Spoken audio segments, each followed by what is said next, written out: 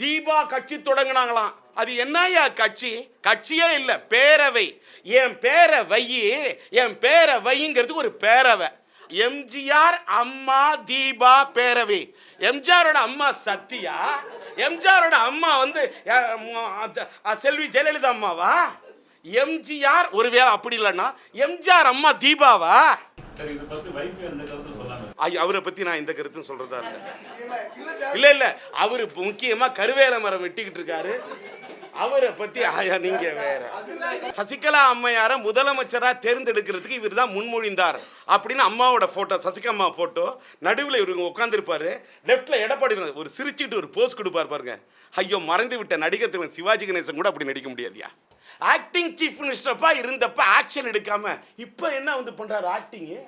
Apollo மருத்துவமனையில் அம்மா நல்லாதான் இருக்காங்கன்னு அப்படின்னு ஐயா பொன்னையா நீர் தான் சொன்னையா. இப்ப நீங்க சொல்றது என்னையா? ஆக கொக்கு தலையில வைக்க பாக்குறீங்க வெண்ணையா. காலம் கடந்து கண்கட்ட பின்னே செய்கிறார் சூரிய நமஸ்காரம். ஆனால் என் பார்வையில் இது ஏதோ ஒரு சூரியனுக்காக இவர் செய்யும் காரிய நமஸ்காரம். அம்மாவுடைய மரணத்தில் குற்றவாளிகளை நெருங்கிவிட்டோம் என்று முன்னாள் சபாநாயகர் PH பாண்டியன் அவர்கள் கொடுத்திருக்கிறார் ஒரு பரபரப்பு பேட்டி. சரி, இப்போதுதான் குற்றவாளிகளை நெருங்கினீர்கள்.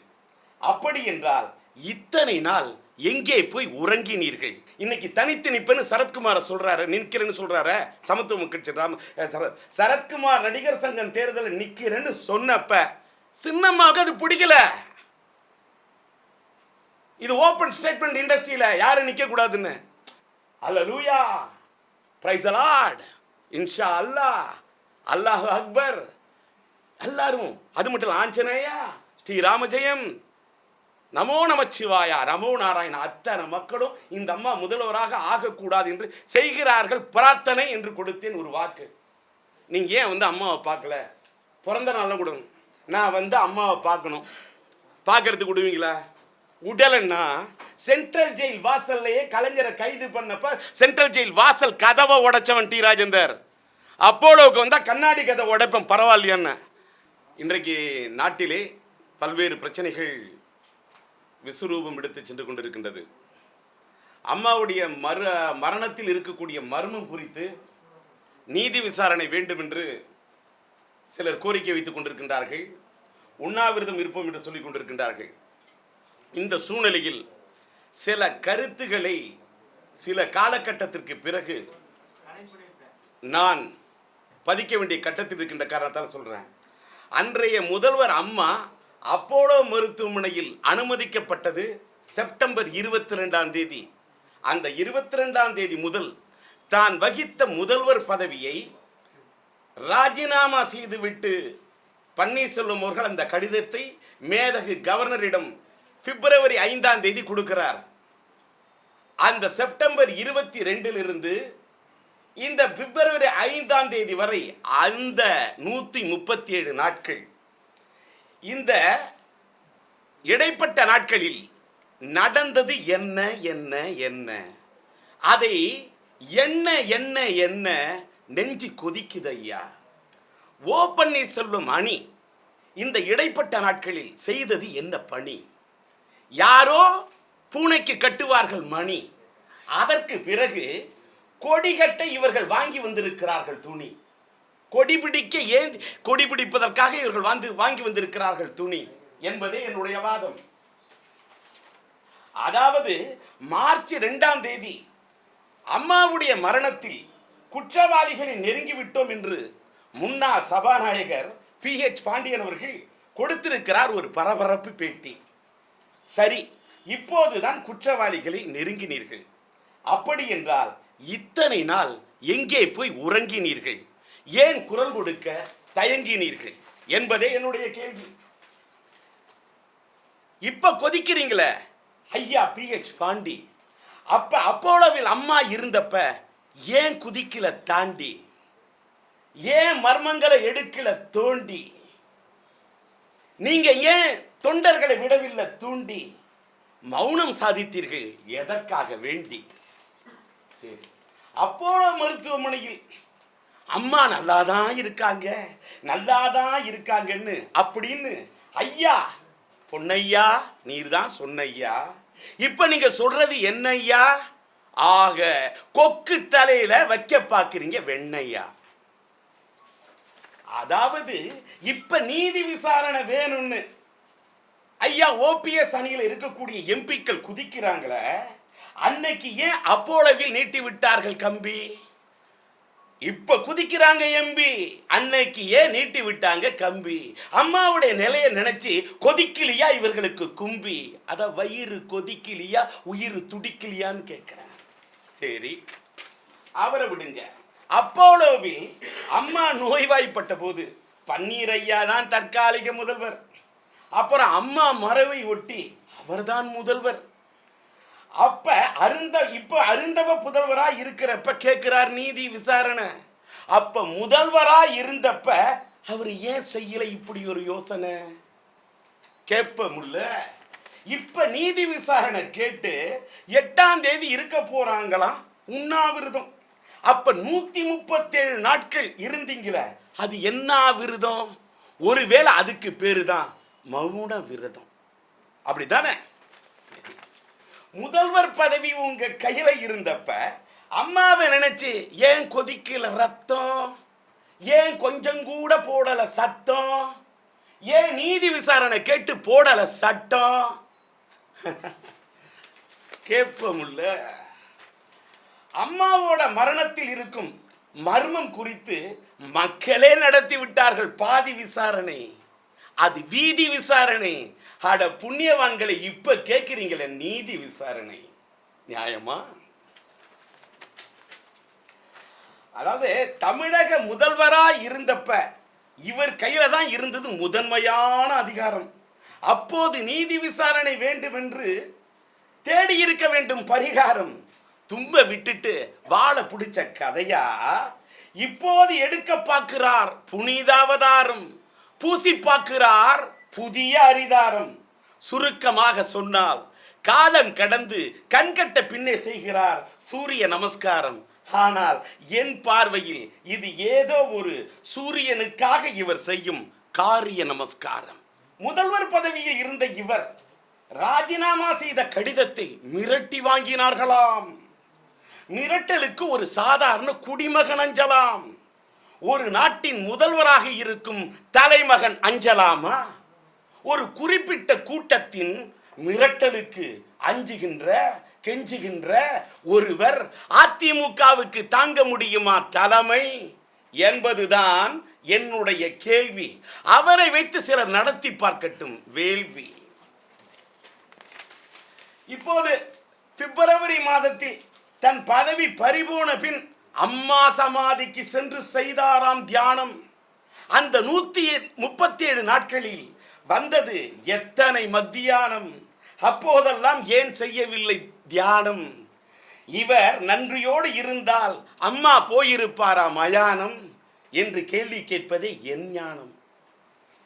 இப்படி இன்னைக்கு இவங்க நீதி விசாரணை கேட்கிறாங்களே, எனக்கு என்னைக்கு தெரியுமா ரொம்ப நான் தமிழ்நாட்டில் ஷாக்கான, கவர்னர்கிட்ட போய் என்னை மிரட்டி கடிதம் வாங்கினாங்க அப்படின்னு போய் சொல்றாரு. சொல்லாமா சார்? ஒரு பிளாக்மெயில் ஒருத்தங்க பண்ணிட்டாங்கன்னா அதுக்கு ஒரு செக்ஷன் இருக்கு. அது ஐ திங்க் 503 503 அக்கார்டிங் இபிகோ 503ல ஒரு பெட்டிஷன் கமிஷன் அடிங்க. ஏன் கவர்னர்கிட்ட போறீங்க? கவர்னர்கிட்ட போறதுக்கு முன்னாடி கமிஷனர்கிட்ட போய் ஒரு பெட்டிஷன் என்ன பிளாக்மெயில் தான் பண்ணி வாங்குறாங்கன்னு கொடுத்திருந்தா இந்த நிலைமை வருமா? எங்க இன்னைக்கு போய் நீதி விசாரணை வேணும்னு கேட்கக்கூடாது. இவர் கையில இருக்குது தீப்புட்டி, இவர் கையில இருக்குது கற்பூரம். அன்னைக்கு பத்த வைக்காம இப்ப கொஞ்சம் கற்பூரம் இருக்கு பத்த வைக்கணும், கொஞ்சம் யாராவது தீப்பெட்டி வச்சிருக்கீங்களா, யாராவது கொஞ்சம் மேட்ச் பாக்ஸ் வச்சிருக்கீங்களா, யாராவது கொஞ்சம் லைட் வச்சிருக்கீங்களா அப்படின்னு கேட்குற மாதிரி இருக்கு சார். என்ன சார் இது விந்த? இதெல்லாம் நம்ம நாட்டில் இதெல்லாம் நம்ம வேடிக்கை பார்த்துட்டு இருக்கோம். இவங்க நீதி விசாரணை கேட்குறாங்க. இன்னொரு மேட்ரு சார், செப்டம்பர் மாதம் 22ஆம் தேதி அம்மா போய் அப்போலோ ஹாஸ்பிட்டலில் அட்மிட் பண்ணுறாங்க. பண்ண உடனே செப்டம்பர் மாதம் 27ஆம் தேதி காவேரி தீர்ப்பாயத்துக்கு ஒரு டிஸ்கஷன் கூட்டம் கூட்டப்பட்டு தான் அம்மா தலைமையில். அம்மா தான் முதல்வர், அன்றைய முதல்வர் அம்மா கூட்டப்பட்டதுக்கு அன்றைக்கி சிறப்பு நம்மளுடைய சிறப்பு செயலாளராக இருக்கக்கூடிய ஷீலா பாலகிருஷ்ணன் அம்மா, அப்புறமா நம்மளுடைய சீஃப் செக்ரட்டரி வந்து ராம்மோகன் ராவ், அது மட்டும் இல்லாமல் அம்மாவுடைய அந்தரங்க காரியதரிசி வெங்கட்ரமணன் மற்றும் ராமலிங்கம் ஐஏஎஸ், இவங்கெல்லாம் இந்த கூட்டத்தில் கலந்துக்கிறாங்களாம். அம்மா வந்து ஒரு முக்கிய முடிவு எடுக்கிறாங்களாம். எடுத்தாங்கன்னு செய்தி குறிப்பு வெளியிட்டீங்களா தமிழக அரசு சார்பில்? நான் கேட்குறேன், நான் முன்னாள் சட்டமன்ற உறுப்பினர், நான் கேட்குறேன், அப்படி அம்மா கலந்துக்கிட்டு ஒரு முடிவெடுத்தா அவங்க என்னென்ன டிஸ்கஷன் பண்ணி கீழே போடுவாங்கல்ல ஒரு நோட்டு, அதாவது குறிப்பில் கையெழுத்து போடுவாங்க நோட்டு, அதை எடுத்து காட்டுங்க எங்க இந்த நோட்டு. அதற்கு பிறகு இந்த நோட்டில் கையெழுத்து போட்டிருக்கணும். அதுக்கு பிறகு அம்மா கையெழுத்து போடுறதுக்கு தயங்கினாங்க. அப்புறமா அம்மா வச்சாங்க கை நாட்டு. அன்னைக்கு குறிப்பு வெளியிட்ட தமிழக அரசுல அம்மா குறிப்பில் கையெழுத்து போட்டாங்களா, எங்க அந்த நோட்டு, அதை எடுத்து காட்டு. அதுக்கப்புறம் தானே அம்மா அந்த தேர்தல் பிரச்சனை வந்தப்ப வச்சாங்க கை நாட்டு. நீங்க எங்கள்கிட்ட நீதி விசாரணையில் நீங்க வந்து உண்மையை வந்து நாட்டுங்க, நாட்டு மக்களுக்கு காட்டுங்க கேட்போம். சரி, அக்டோபர் மாதம் 2ஆம் தேதி இன்னைக்கு 22லேருந்து அனுமதிக்கப்பட்ட அம்மாவை அக்டோபர் மாதம் 2ஆம் தேதி இன்னைக்கு மேதகு கவர்னர் ஐயா போய் அப்போலோ ஹாஸ்பிட்டலில் பார்க்க முயற்சி பண்ணுறாரு. மறுநாள் செய்தி சொல்கிறாங்க, அவர் பார்க்கறதுக்கு முற்பட்டார், முடியல அப்படின்னு நம்ம கவர்னர் சொல்கிறாரு. அதை யார் சொல்கிறாரு? அங்கே இருக்கக்கூடிய டாக்டர் இந்த ரிச்சர்ட் ஃபீலே, அப்புறமா வந்து அப்போலோ ஹாஸ்பிட்டல் இருக்கக்கூடிய பாபு ஆப்ரஹாம், அண்ட் தென் நம்ம தமிழக அரசின் சார்பாக இருக்கக்கூடிய டாக்டர் பாலாஜி, இவங்க சொல்கிறாங்க அவர் பார்க்க முற்பட்டார், ஆனால் பார்க்க முடியலன்னு. சரி, இது அக்டோபர் 2. அப்படியே கட் பண்ணுறோம் சினிமா டைரக்டர் மாதிரி. அக்டோபர் 22 அன்னைக்கு இதே அம்மாவை கவர்னர் பார்க்கறதுக்கு வராராம். பார்க்க வந்தோடனே பார்க்கறதுக்கு வந்து அவங்க வந்து மாஸ்க் போட்டுட்டு இருந்தாங்க. பார்த்தாங்க, வாயை திறந்து அம்மாவால் பேச முடியல. ஆனால் கை விரலை உயர்த்தி சைகையால் அம்மா பேசுனாங்க அப்படின்னு இவங்க செய்தி விளையாடுறாங்க. நான் கேட்குறேன், சைகையால் கட்ட விரலை உயர்த்தினாங்களே, எனக்கு ஒரு சந்தேகம். நான் கேட்குறேன், இடது கை கட்ட விரலை காட்டினாங்களா, வலது கை கட்ட விரலை காட்டினாங்களா? எல்லாருக்கும் இடது வலது இருக்கும்ல, ஏன் சொல்லலை? ஆனா இவங்க அம்மாவை பார்த்ததாகவும் அந்த அம்மா கை தூக்கி நான் நலமாக தான் இருக்கிறேன்னு சைகை காட்டுறது இவங்க சொன்னாங்க. ஆனா மறுநாள் கவர்னர் ஐயா அதையே மறுத்துட்டார். இந்த டாக்டர் சொன்னதை மறுத்துட்டார். எவ்வளவு முரண்பாடு! நான் கேட்கிறேன், இவ்வளவு முரண்பாடும் இவ்வளவு குளறுபடியும் நடந்துகிட்டு இருக்க. அப்ப பன்னீர்செல்வம் ஐயா தானே ஐயா ஆக்டிங் சீஃப் மினிஸ்டர்ப்பா இருந்தப்ப ஆக்ஷன் எடுக்காம இப்ப என்ன வந்து பண்றாரு ஆக்டிங்? கேட்க மாட்டாங்களா மக்கள்? சிந்தனை, அதாவது இதெல்லாம் ஒரு மாயை. நான் கேட்குறேன், ஒரு தமிழ்நாட்டில், நான் மட்டும்தான் என் தமிழ்நாட்டில் நீ ஒரு கேள்வி கேட்டேன், மனசை தொட்டு ஊடகம் சொல்லுவேன். ஒரு சாதாரண ஏழை மாணவன் ராம்குமார் கொலையில் மரணத்தில் மர்மம் இருக்குன்னு சொன்னாலும் சரி, சரித்திரம் படைத்த ஒரு தமிழ்நாட்டின் முதல்வராயிருந்த அம்மாவுடைய மரணத்தில் ஒரு சந்தேகம் இருக்குன்னு சொன்னாலும் ரெண்டும் இந்த நாட்டில் ஒண்ணுதானா? நான் கேட்டேன் கேள்வி. மன்னார்குடி கூட்டத்தை எதிர்த்து யாருமே பேச தயங்கினப்ப நான் பேசினேன், போராடி இருக்கிறேன். அம்மாவுடைய ஆட்சியில இதே மன்னார்குடி ஃபேமிலியோட டாமினேஷன் இல்லையா இருந்தது? இதே இடத்துல கேள்வி கேட்டாங்க சிலம்பரசனோட பீப் சாங் மேட்ரப்ப. என்ன காரணம்? இன்னைக்கு தனித்து நிப்பேன்னு சரத்குமார சொல்றாரு, நிற்கிறேன்னு சொல்றாரு சமத்துவ கட்சி சரத்குமார் நடிகர் சங்கம் தேர்தலில் நிற்கிறேன்னு சொன்னப்ப சின்னம்மாவுக்கு அது பிடிக்கல. இது ஓப்பன் ஸ்டேட்மெண்ட் இண்டஸ்ட்ரியில யாரும் நிற்க கூடாதுன்னு. அந்த மேட்டர்லாம் அந்த அரசியல்லாம் தெரியாம சிலம்பரசன் போய் நடிகர் சங்கத்தில் நின்னாரு. அதற்கு அவர் சந்திச்ச யாரோட பையன்?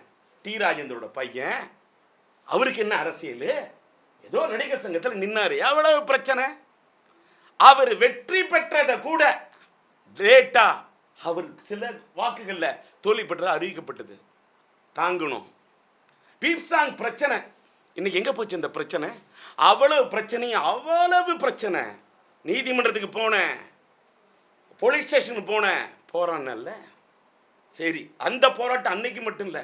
அப்புறமா தமிழ்நாட்டில் அதிமுகவுடைய பொதுச் செயலாளராக அந்த அம்மா தேர்ந்தெடுக்கப்பட்டாங்க. அன்னைக்கு நான் எந்த கருத்தாவது எதிர்த்து சொன்னா அவங்க கட்சி அவங்க பொதுச் செயலாளர் ஆவாங்கன்னு. ஆனால் அவங்க பொதுச் செயலாளர் ஆனதுமே தமிழ் திரையுலகமே போய் நின்றுச்சு. எல்லாரும் பூச்செண்டு, எல்லா துறையும் போகுது. விநியோக சங்கமா போய் நிற்கிது. இயக்குநர்கள் சங்கமா அந்த அம்மாட்ட போய் நின்னுது. திரைப்பட திரையரங்கு உரிமையாளர் சங்கமா போய் நிற்கிது. கூட யாரோ அழைச்சிட்டு போறாங்க, ஃபுல்லா போட்டா. நான் தமிழ் திரைப்பட தயாரிப்பாளர் சங்கத்தில் நிற்கிறதா இருந்தேன். நானும் போய் அங்கே தான் நிற்கணும். நிற்க மாட்டேன்னு சொன்னேன். போய் அந்த இடத்துலையும் நிற்க மாட்டேன். அந்த சமஸ்தானத்தில் நிற்க தயாரா இல்லை, சமாதானத்துக்கு நிற்கிறத தயாரா இல்லை, அந்த சாம்ராஜ்யத்தில் நிற்க தயாரா இல்லை, தமிழ் திரைப்பட தயாரிப்பாளர் சங்க தேர்தலில் நிற்க தயாரா இல்லை. தமிழ் திரைப்பட தயாரிப்பாளர் சங்கத்தில் இவ்வளவு பாலிடிக்ஸ் இருக்குன்னா நான் தமிழ்நாடு பாலிடிக்ஸ் பண்ணிட்டு போறேன். சொன்னேன்ல, பேட்டி கொடுத்தல, சும்மா ரூமுக்குள்ள சொல்லல, அறைக்குள்ள சொல்லல, அரங்கத்துல சொன்னேன், அறைகூவல் விட்டு சொன்னேன். இதெல்லாம் பார்த்தா உங்களுக்கு தலைக்கணமா தெரியும். தலைக்கணம் இல்லை சார், ஒரு தன்னம்பிக்கையோட இலக்கணம். ஒரு அரசியல்வாதியா பேசல, ஒரு ஆன்மீகவாதியா பேசினேன். அது மட்டும் இல்ல, அந்த அம்மா பொதுச் செயலாளர் ஆகட்டும், ஆனால் தமிழ்நாட்டுக்கு முதல்வராக ஜாதகம் இன்றைக்கு செய்யலாம், கொஞ்சம் சாதகம், ஆனா ஆக முடியாதுன்னு சேலஞ்ச் பண்ணி அறிக்கை விட்டுருங்க. எடுத்து பாருங்க, கோயம்புத்தூர்ல கொடுக்குற பேட்டி. 1 மணி நேரம் கூட முதலமைச்சராக ஆக முடியாது, இவர் தமிழகத்தின் முதல்வராக வரக்கூடாது என்று அத்தனை மக்களும் செய்கிறார்கள் பிரார்த்தனை. அல்லேலூயா, பிரைஸ் தி லார்ட், இன்ஷா அல்லாஹ், அல்லாஹ் அக்பர். எல்லாரும், அது மட்டும் இல்ல, ஆஞ்சநேயா, ஸ்ரீராமஜெயம், நமோ நமச்சிவாயா, நமோ நாராயண, அத்தனை மக்களும் இந்த அம்மா முதல்வராக ஆகக்கூடாது என்று செய்கிறார்கள் பிரார்த்தனை என்று கொடுத்தேன் ஒரு வாக்கு. இதே வேற யாராவது சொன்னா, குருவாயூர் ஜோதிடர் சொன்னார் அவர் வாக்கு பலித்ததுன்னு வேற ப்ரொஃபஷன் போலாம். சொன்னது பலிச்சுது. இறைவனருள் ஆன்மீகவாதியா. நான் எதுக்கு சொல்ல வரேன், இப்படி ஒரு ஆன்மீகவாதியா இருக்கக்கூடிய எனக்கு இன்னைக்கு காலம் கடந்து நீதி விசாரணைன்னு இவர் பேசுறது. திடீர்னு போனாராம், அம்மாவுடைய இதுக்கு போனார், சமாதிக்கு போனாராம், அப்புறமா இவர் தியானம் பண்ணாராம். என்னங்க பன்னீர்செல்வம் என்று இவர்கள் உருவாக்குவது ஒரு மாயை, யாரோ நகர்த்துகிறார்கள் காயை. இந்த மாயையை மற்றவர்கள் நம்பிக்கொண்டிருக்கலாம். மாயவரத்தில் பிறந்த நான் பிறந்தது மாயவரம், இறைவன் வருளால் நான் வாங்கி வந்தது மாயவரம். நான் பிறந்த மாயவரத்தில் பிறந்த எங்கள் ஊருக்கு, மாயவரத்துக்கு இன்னொரு பேர் உண்டு, துலா கட்டம்.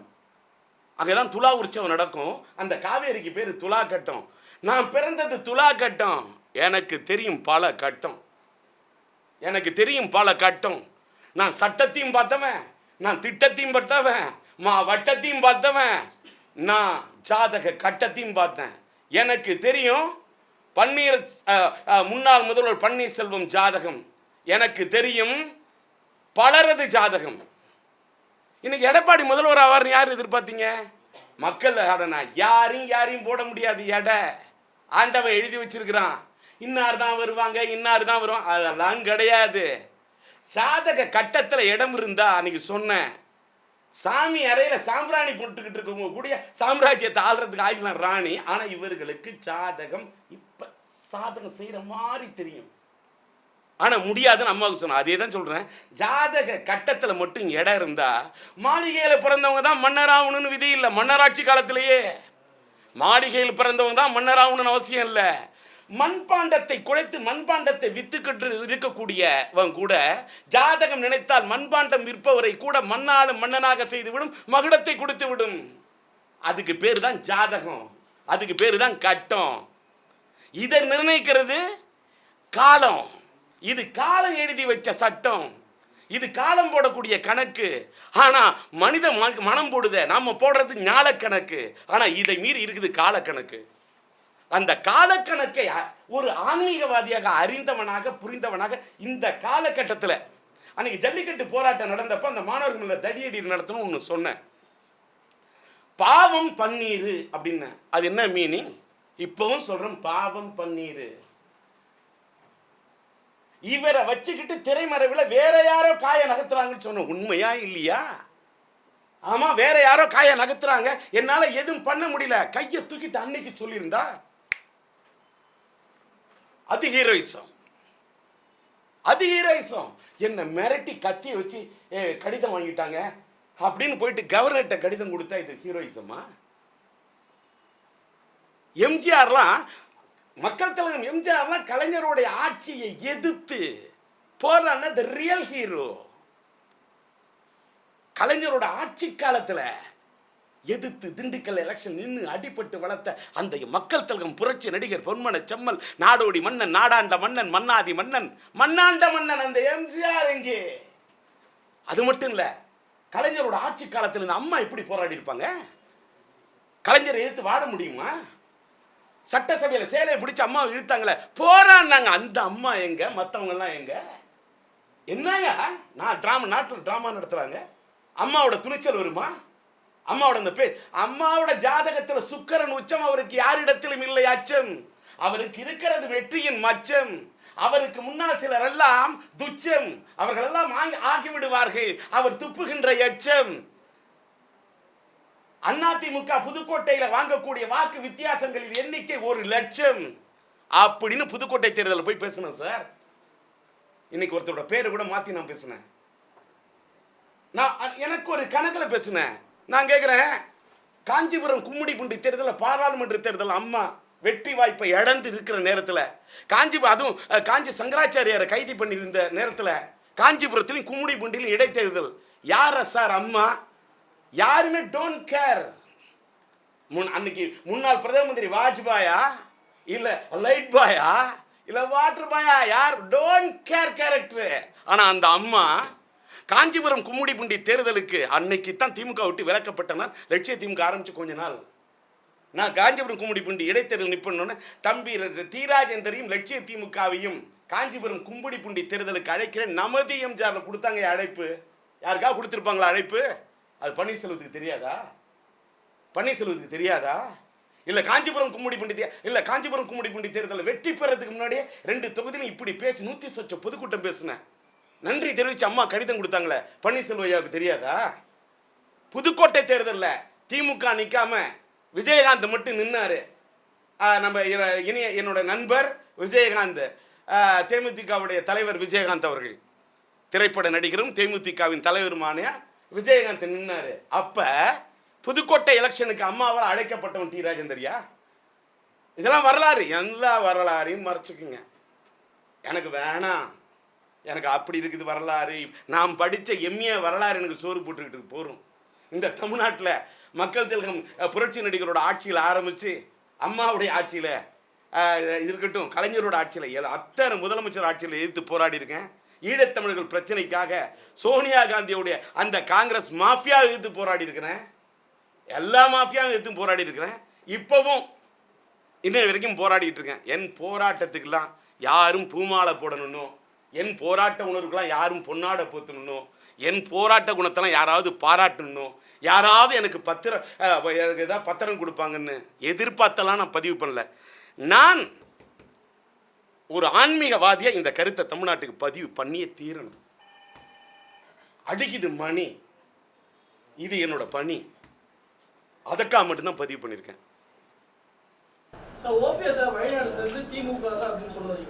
நான் இதை பாருங்க, அது என்னோட அறிக்கை படிங்க.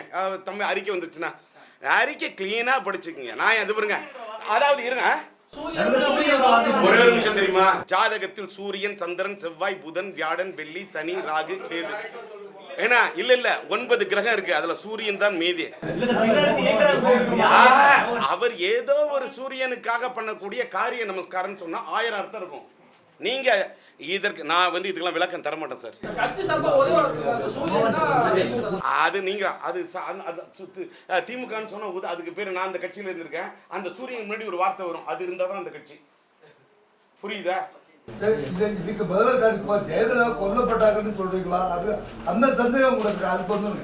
நான் அன்று தொட்டு இன்று வரைக்கும் நான் என்ன சொல்றேன், கண்ணால் காண்பதும் போய், காதால் கேட்பதும் போய், தீர விசாரிப்பதே மெய்.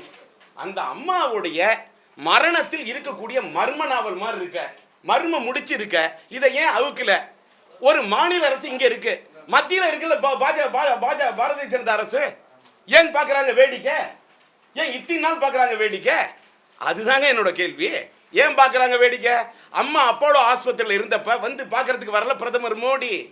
அம்மாளா அப்போலோ ஹாஸ்பிட்டல் இருந்தப்ப நான் போய் பார்க்கல இந்த தாடி. என்ன ரீசன்? அன்னைக்கே வச்சு சொன்னேன். என்னோட அம்மா அப்போலோவில் இது பண்ணப்பட்டது செப்டம்பர் 22. அக்டோபர் 3ஆம் தேதி என் பிறந்த நாள் அன்னைக்கு என் பிறந்த நாளை நான் கொண்டாட தயங்குறேன் அப்படின்னு பேட்டி கொடுத்தேன் இதே இடத்துல. என்ன காரணம் சார்? நீங்க என்னன்னு விசாரிங்க, சொல்லுங்க. ஒரு சாதாரண ஒரு குக்கிராமத்தில் யாரோ ஒரு கோகிலான்ற ஒரு பொண்ணோ யாரோ கூட மரணம் அடைஞ்சிட்டா அதை காவல்துறை துருவி கண்டுபிடிக்கணும் என்னென்னமோலாம் சொல்றீங்களே. ஒரு தமிழ்நாட்டோட முதல்வருங்க கிட்டத்தட்ட எத்தனை நாள்? September 22 March, October, November, December, ஜனவரி, பிப்ரவரி 5 மாசம், 150 நாள், அதுல ஒரு 8 நாள், 158 நாள். என்னங்க இது? என்ன ஒரு அந்த அம்மாவுடைய ஏன் மத்திய அரசு இன்னை வரைக்கும் பண்றாங்க டிலே? நானும் யோசிச்சு பார்த்துட்டு இருந்தேன். Sometimes Satan he will deny but he won't deny. Satan sometimes he will delay but he won't deny. நானும் பொறுத்து பார்த்தேன். இத்தனை நாளா விட்டுட்டு இப்ப திடீர்னு என்ன? அதுதான் என்னோட கேள்வி.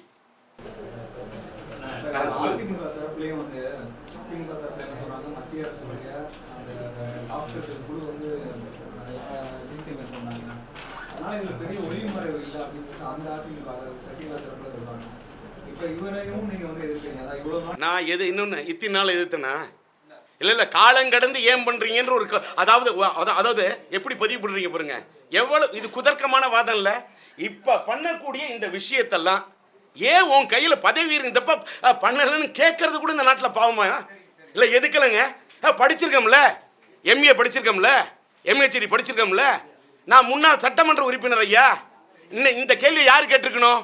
அன்னைக்கு முதல்வர் பதவி இருந்தப்ப பன்னீர்செல்வம் ஏன் கேட்கல, ஏன் நீதி விசாரணை கேட்கலன்னு திராவிட முன்னேற்ற கழகத்தின் சட்டமன்ற தலைவர் ஸ்டாலின் ஏன் சார் அன்னைக்கு பேசல? மன்னார்குடி கூட்டத்தை எதிர்த்து நான் பேசுற வரைக்கும் அன்னைக்கு என்னைக்கு பேசிருக்காரு? ஏன் பேசல? கேட்டா திமுகவின் செயல் தலைவரா சிங்கமா பணியாற்ற தலைவரா? ஏன் கேட்கல? நான் எதுக்குறேன்னு சொல்றீங்களே. இன்னொன்னு கேட்கிறேன், இதே அப்போலோ மருத்துவமனையில் என்ன கேட்டாங்க சார். நான் கேட்கறதுக்கு போய் சொல்லுங்க. என்ன கேட்டாங்க, நீங்க வாங்க வந்து பார்க்கணும். உளவுத்துறையிலே கூப்பிட்டாங்க. நீங்க ஏன் அம்மாவை பார்க்கல? பிறந்த நாள்லாம் கொடுங்க. நான் அம்மாவை பார்க்கணும். பார்க்கறதுக்கு விடுவீங்களா? உடலன்னா சென்ட்ரல் ஜெயில் வாசல்லையே கலைஞரை கைது பண்ணப்ப சென்ட்ரல் ஜெயில் வாசல் கதவை உடைச்சவன் டி ராஜேந்தர். அப்போலோவுக்கு கண்ணாடி கதவை உடைப்பேன் பரவாயில்லையான்னு. ஒரு முதல்வராக இருந்த இவரால் முடியல. இந்த நம்மளுடைய நண்பர் சங்கருடைய படத்தில் முதல்வன், ஒரு நாள் முதல்வனா, நான்லாம் அப்படி ஒரு பொசிஷன்ல ஒரு எம்எல்ஏ இருந்தாலே ஆட்டுவேன். என்ன பவர்னு காட்டுவேன். நான் வன்முறைக்கு போக மாட்டேன், தர்ணா பண்ணுவேன்.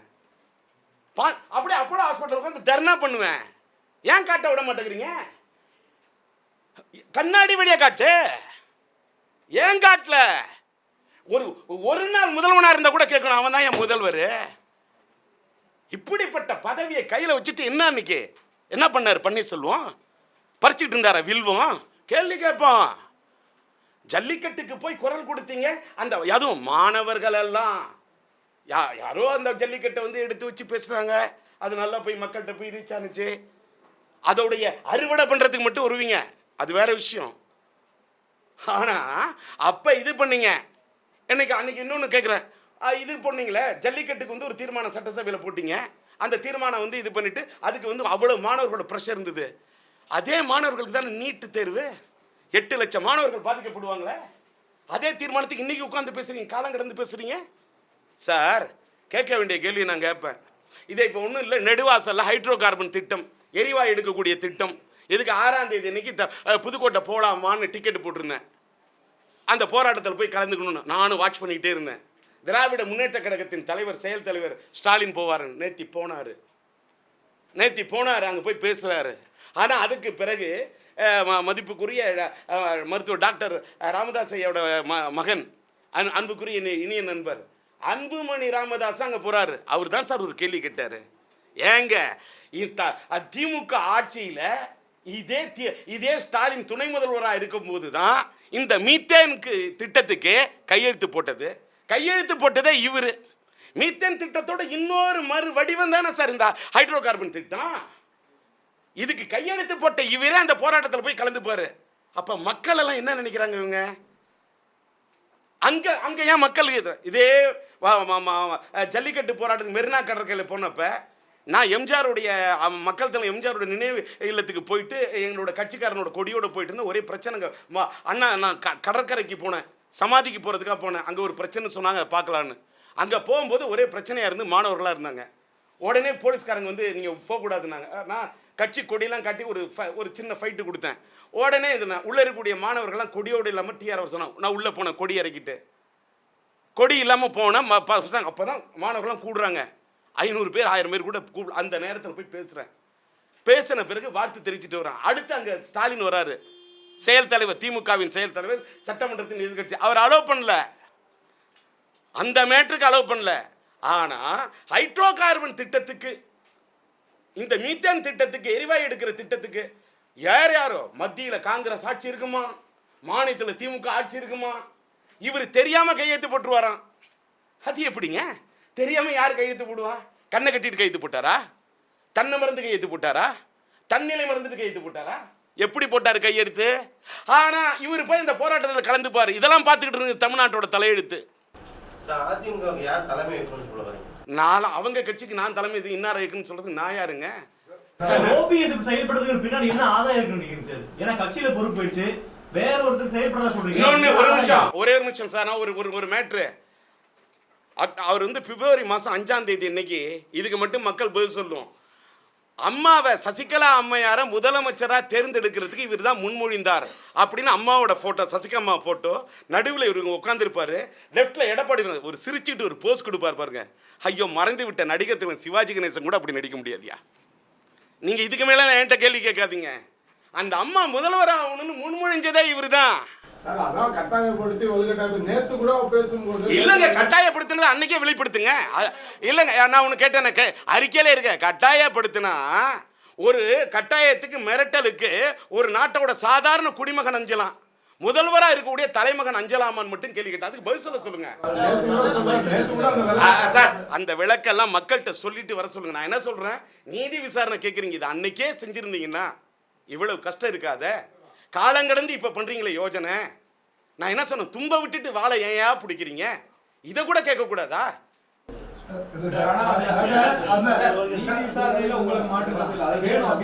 நீதி விசாரணை அன்னையிலேருந்து சார் அத்தனை பேர் போராடிக்கிட்டு இருக்காங்க. அதுல ஏன் இல்லைங்கிறது தானே. காலம் கடந்து ஏன் இன்னொன்னு, காலம் கடந்து இது பண்றாங்க, இதை வரவேற்கிறேன்னு வந்து திமுக தலைவர், செயல் தலைவர் அவரு சொல்லலாம். ஆனா பன்னீர்செல்வத்தை பத்தி இப்படி அவர் ஏதாவது கேள்வி கேட்டாரா? ஆனா நான் கேட்பேன் கேள்வி. ஏன்னா எனக்கு எந்த விதமான யார்ட்டையும் எதிர்பார்ப்பு இல்லை. பன்னீர்செல்வத்திட்டே எனக்கு எதிர்பார்ப்பு இல்லை. சசிகலா அவங்களுடைய இதுலையா எனக்கு எதிர்பார்ப்பு இல்லை.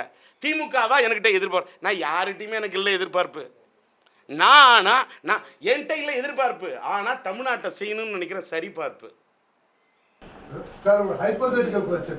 ஒருவேளை நீங்க ஜெயலலிதாவுக்கு நடந்து கொலைன்னு சந்தேகமா இருந்ததுன்னா அதுல ஓபிஎஸ்க்கும் கை இருக்குன்னு சொல்றீங்களா?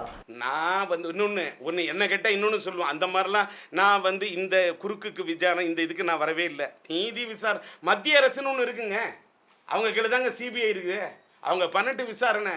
என்ன கண்ணால் காண்பதும் போய் காதால் கேட்பதும் போய் தீர விசாரிப்பதுமே. இவ்வளவு பிரச்சனை இருக்கு. கேமராக்கள் ஆஃப் பண்ணிடுவாங்களாம். இதெல்லாம் ஊரறிந்த எல்லாருமே மக்கள் எல்லாம் இதெல்லாம் நெட்டில் எல்லாம் சோசியல் மீடியாவில் நான் சொல்லிட்டேன் பாருங்க. மக்கள் ஏற்கனவே நடத்திட்டாங்க பாதி விசாரணை. அது வந்து வீதி விசாரணை. காலம் கடந்து இவங்க கேட்குறாங்க நீதி விசாரணைன்னு சொல்லிட்டேன். அதனால இவங்க பண்ணட்டும், கண்டுபிடிக்கிறதுக்கு அவ்வளோ பிரச்சனைகள் இருக்கு. கண்டுபிடிச்சு சொல்லட்டும். இன்னொன்று நான் என்ன சொல்ல, மத்திய அரசே கண்டுபிடி. எதற்காக பிடித்து கொண்டிருக்கிறாய்? நண்டு பிடி. அவரை பத்தி நான் இந்த கருத்து சொல்றதா இல்ல. அவரு முக்கியமா கருவேல மரம் வெட்டிக்கிட்டு இருக்காரு. அவரை பத்தி நீங்க வேற. நீங்க சொன்ன பிரஸ் ரிலீஸ்ல போட்டுருக்கீங்க, சுருக்கமாக சொன்னால் காலம் கடந்து கண் பின்னே செய்கிறார் சூரிய நமஸ்காரம். ஆனால் என் பார்வையில் இது ஏதோ ஒரு சூரியனுக்காக இவர் செய்யும் காரிய நமஸ்காரம். என்ன சார் நீங்க தமிழ் தெரியாதா? இல்ல 9 கிரகத்தை பத்தி எல்லாம் சொல்லிட்டேன். இதுக்கு மேல இல்ல இது மன்னிக்கணும். ஒரு நிமிஷம் சார், சாரி சார், மன்னிக்கணும் ஒரு நிமிஷம். மக்களுக்கு இதுக்கு மேலையும் புரிய வைக்கணும்ன்ற அவசியம் எனக்கு காலம் நேரம் வரக்குள்ள புரிய வைக்கிறேன்.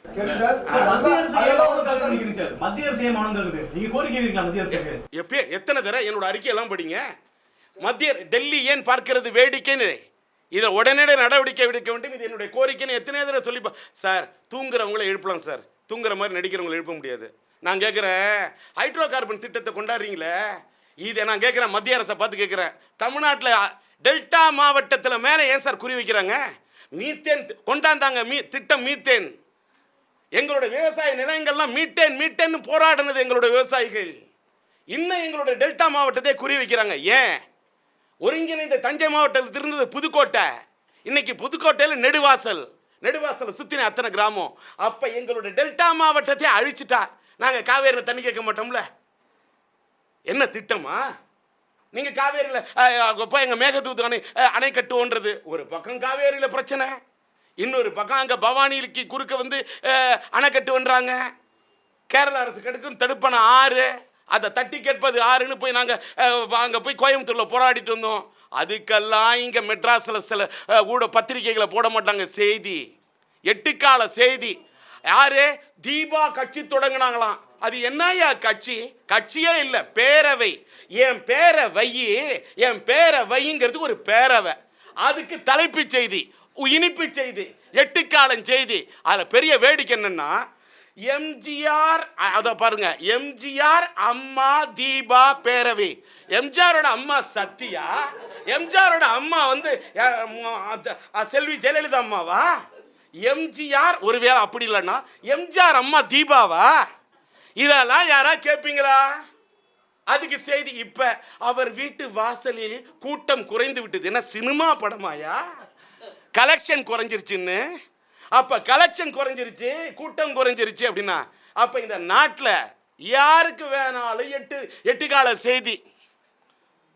ஆனா ஒரு காவேரி பவானி ஆத்து குறுக்க தடுப்பணை கட்டுறாங்க 6, அதை தட்டி கேட்பது யாருன்னு போய் ஒருத்தர் கோயம்புத்தூர்ல ஒரு தமிழனா தமிழ் உணர்வோட பேச, எனக்கு போட வேண்டாம், என்ன மறைச்சாலும் ஆண்டவன் முன்னையெல்லாம் ஆண்டவனர்லாம் நல்ல வேலை இந்த சோசியல் மீடியான்னு ஒன்று வந்துருச்சு. போரும் சோசியல் மீடியாவிலையாவது இது பதிவாகணும்னு தான் நான் பதிவு பண்ணுறேன். போடுற தொலைக்காட்சிக்காரங்களுக்கு நன்றி, போடுற பத்திரிகை துறை நண்பர்களுக்கு நன்றி. போடாதவர்களை பற்றி நான் வருத்தப்படுற இடத்துல இல்லை, போட்டவர்களுக்கு நன்றி தெரிவிக்கிற இடத்துல இருக்கேன். அதே கேள்விக்கு வரும் சார். அந்த கொலஸ்ட்ரால் ஒரு நிமிஷம் மிஸ்டர் துக்ளக்கரி, இதோடு பேச்சை நான் நிறுத்திக் கொள்வதே சரி. சோசியல் மீடியான்னு சொன்னீங்களா? இந்த சோசியல் மீடியால இப்ப உங்க கூட பாடகி சுசித்ரா பல நடிகைகள் அந்த இப்ப நண்பா, இப்ப ஒரு முக்கியமான இப்ப நெடுவாசல் போராட்டத்துக்கு ஆராந்தி போறதா இருந்தேன். ஆனா இப்படி ஒரு பிரச்சனையெல்லாம் பார்க்கும்போது ரொம்ப வேதனையா இருக்கு. எனக்கு இந்த ஹைட்ரோ கார்பன் திட்டத்தை ஒரு முயற்சி பண்ண, அதை பற்றிலாம் கேள்வி கேட்டிங்கன்னா, ஹைட்ரோ கார்பன் திட்டத்தை கொண்டாடுறோன்னு சொல்கிறாங்களே, இது ஒரு சவுதி அரேபியா போன்ற நாட்களில் கடலுக்கு அடியில் பண்ணுறாங்க, பாலைவனத்தில் பண்ணுறாங்க. இங்கே மட்டும் அங்கே மட்டும் கடலுக்கு அடியில் பண்ணுவோம், இங்கே வயலோட திடலடியில் பண்ணுன்றது எவ்வளவு பெரிய இது சார். இதெல்லாம் நினச்சி நாங்கள் கொதிக்கிறோம். இந்த மேட்டர்லாம் பாடகியெல்லாம் பற்றி அவங்களுக்கெல்லாம் பேசுறதுக்கு நிறைய பேர் இருக்காங்க சார். அதெல்லாம் நான் இன்னைக்கு நான் ஒரு அரசியல் கட்சி தலைவராக என்னுடைய கொதிப்பை இது பண்ணுறேன். வேற ஒரு விஷயம் இருக்கு சார். இப்போ நீங்கள் இந்த 2 பேர்லையும் சேரல, நீங்கள் ஒரு 3வது அணி உருவாகிறதுக்கு உண்டான வாய்ப்பு இருக்குன்னு நினைக்கிறீங்களா? அதாவது இறைவனுடைய நாட்டம் என்ன இருக்குதோ இதில் சொன்னால் இன்ஷா அல்லாவின் நாட்டம் இருந்தால் நடக்கும். என்னால் முடிஞ்ச அளவுக்கு ஏன்னு கேட்டால் எப்பயுமே சொல்கிறேன், நான் தொடர்ந்து குரல் கொடுத்துக்கிட்டு இருக்கேன். நான் ஒன்றும் இல்லை, எனக்கு என்னன்னு ஒரே ஒரு ஆதங்கம் மட்டும் தமிழ்நாட்டு மக்கள்கிட்ட வேறு இல்லை.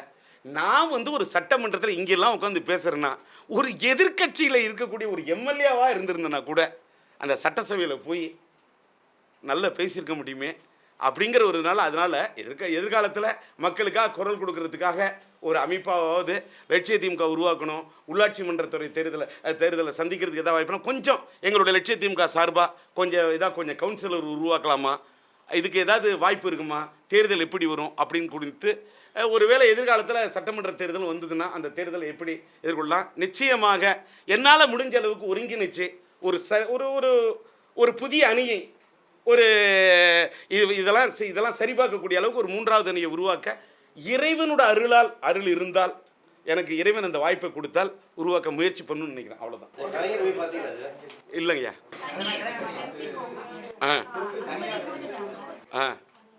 நான் வன்மை அதை தமிழ்நாட்டில் இவ்வளவு தண்ணீர் பிரச்சனை, அதாவது ஏழைக்கு வந்து அவ்வளோ கொடுறாங்க.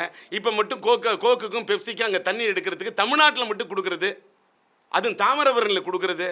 அதான் சொல்கிறேன்னே, தமிழ்நாட்டு மக்களை எந்த அளவுக்கு இன்னும் எப்படி ஏன் இப்படி போடுறாங்கன்னு தெரியல எடை. ஏன்னா இதெல்லாம் வந்து தமிழ்நாட்டு மக்களை ரொம்ப குறைச்சி மத்திய அரசு போட்டுக்கிட்டு இருக்குது எடை. இதெல்லாம் இந்த எடையெல்லாம் கேட்கணும் எடப்பாடி. ஆனால் நான் இங்கே நிற்கின்றேன் தமிழகத்து மக்களின் இடர்பாடி.